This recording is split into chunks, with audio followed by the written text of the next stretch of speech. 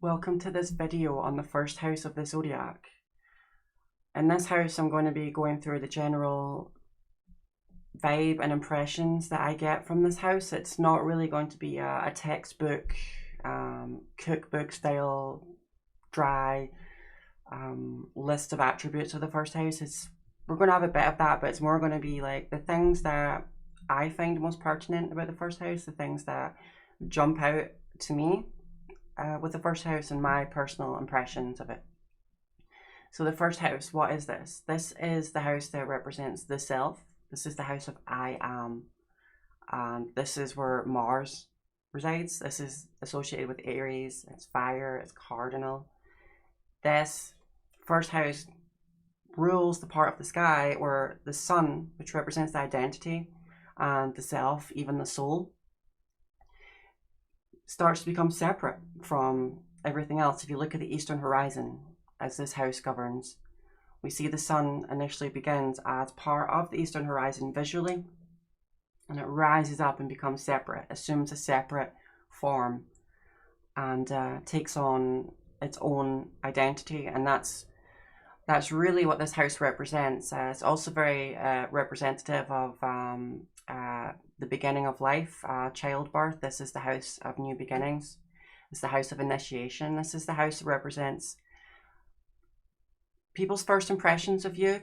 It's also the house that governs and represents the way that you begin and initiate new projects and new beginnings, and the way that things tend to begin in your life in general, the way that things in your life really unfold and begin.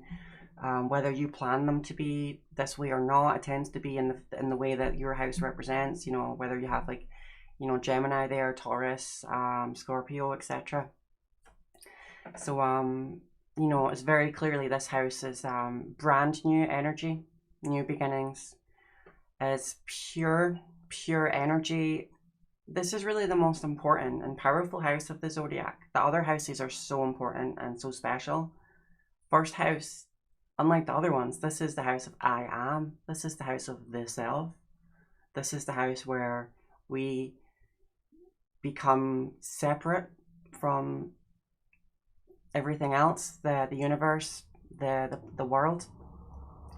And it helps us to understand the first house if we look at the axis that this house exists in.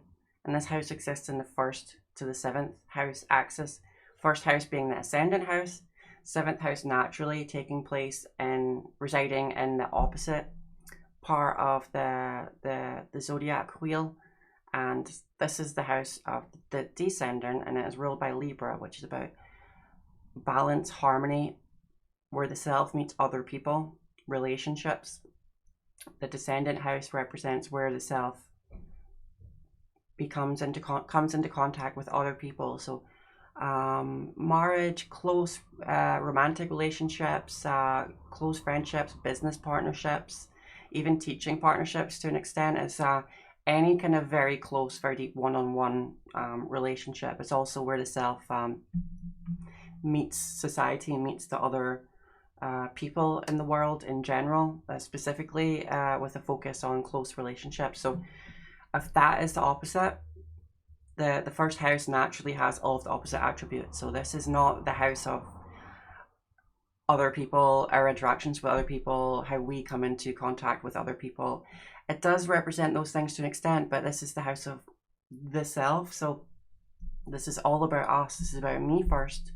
This is about real pure raw energy of being separate. And if we look at what is opposite the first house to help us understand, it helps to understand the house that came before it and the house that came after it. The house that came before it, we have to look at the previous, and since the first house is the first, we have to look at the 12th house, which is the end of the previous cycle, and the 12th house represents the time before birth. It's got associations with death. It's retreat, self-isolation, the subconscious, where the self meets the infinite, and a lack of knowledge, care, or understanding of boundaries and restrictions. So 12th house is pure, open to the infinite. It's the house that represents when you are most in tune with the infinite, and least focused on being independent. Now, that part of the zodiac represents when the sun is just about to come up to the horizon on the eastern horizon. So that is the ascendant line, when the sun goes through the 12th house, comes into the first house. That represents coming out of that state of unawareness, of being separate, of being independent, of being separate, and taking on a new identity, a new sense of self, a new role as being separate from everything else. 12th house in this case would represent the time spent in the womb, or the time spent before incarnating into this realm. And as the sun rises up over the eastern horizon, this is symbolic, of the identity becoming separate from the planet. This is of the baby becoming separate from the mother. The first house represents, new beginnings, initiation, and this very much fits into the theme. And the first house representing this knowledge and being imparted with a understanding of being separate. I think there naturally comes a certain discomfort and dread or existential fear about that, really, because to be separate is to be small, is to be vulnerable. If you're not one with everything, you're just separate and independent. And so we've looked at what is opposite the first house, and we've looked at what came before the first house. Now we should look at what comes after the first house to help round out the context of what the ascendant, the first house, represents. And the second house represents personal values, personal possessions, personal accumulation, things that give us a sense of safety, comfort, and a sense of foundation and stability. Why is that? Why does that come naturally straight after the first house? That's because the first house, it's kind of an uncomfortable place to be, and it's exciting. It's all about new beginnings, but it's almost it's ruled by the element of fire. It's ruled by Mars. It's the home of Aries. So it's very passionate, very pure, very honest. Powerful. The most powerful house in the zodiac. But to exist in that state of the 12th house, being at one, or perceiving yourself to be at one with everything, and becoming separate from that and taking on an individual identity, naturally leads to fear, as previously stated. So how do we remedy that fear? How do we solve that issue of feeling uncomfortable or vulnerable? Well, we take on possessions, things, values to provide us with that, material things and spiritual values, mental values as well. Anything that we can value and identify with and take on, because when we accumulate, as the second house is the house of accumulation, when we accumulate, that helps us build ourselves up and create a kind of defense from the kind of raw independence of the first house. First house, as well as new beginnings, also represents this, obviously, as it represents the self. It can mean this quite literally, as in the body, the physical form, how you physically are, how you walk, how you talk, how you come across to other people, the clothes that you wear, your expressions.